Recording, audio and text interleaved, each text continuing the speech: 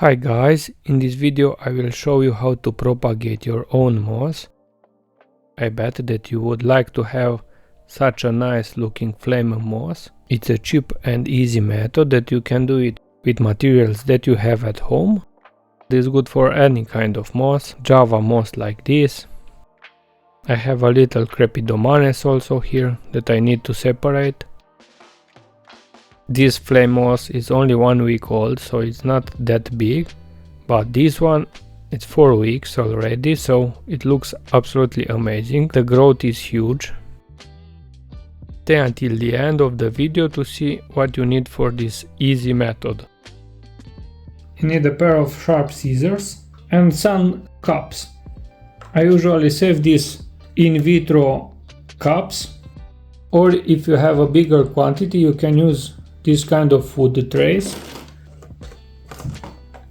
or even a bigger one. Here I have some kind of rare moss, it's Calicostella, recently added. Just cut small parts of the moss, as small as possible, even less than 1 centimeter. You can even add it to your blender, but I prefer old-fashioned way. Just cut small pieces. This should be enough. This one will go back to the aquarium. We'll put this aside so you can see better. The easiest way to grow aquatic moss, you don't want it clump it up like this. You want it spread. So with a pair of tweezers you just spread it out. Spray this with water every day. For that purpose I have this. You spray it like this, and 1 time a week, if there is too much water inside, you drain it out, just like so. This is regular tap water, but you can use raw water if you have, it's better. And you can add some kind of fertilizers. You can use some hydroponic ones or whatever you have, or you can use plain water. It will grow slower but will still grow.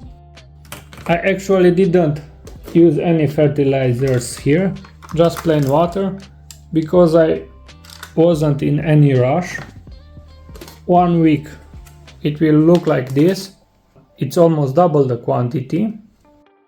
The starting point to 4 weeks, it's even bigger. The growth in 4 weeks is amazing, because it is flame moss, it grows upwards. Java moss will look like this, different from the aquatic color, because it grows with a lot of CO2. This one has some algae on the outside because I let it float on my tank to benefit from the light. For this method we need a light source.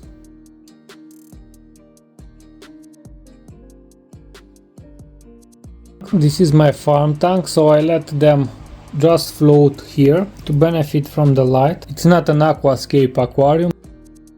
And this tank is empty. I only have some room plants for this monstera and to grow out some moss.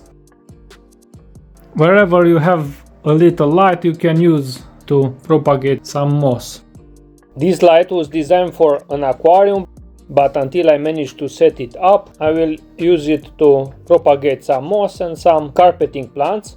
If you haven't seen my video about the carpeting plants propagation method, I will leave it as an end screen. I mostly use flame moss for this video, but it works with weeping moss, with Christmas moss, even with Physidens fontanus.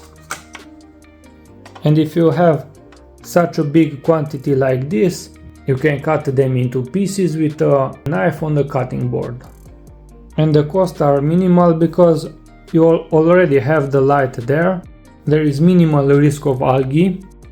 You have unlimited CO2 for the moss to grow. This will go back to my aquarium. And I will use this one to fill up some empty in vitro cups to spread some more. You need some kind of lid like this, so they don't dry out. I think I put too much in here, I will take some out. And you want it as spread out as possible, not clumped up. This is some Monte Carlo, we'll put away.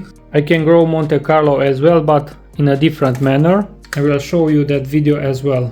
Spray it out, close the lid to keep the moist inside. You go from this to this in just 1 month. So that's absolutely amazing.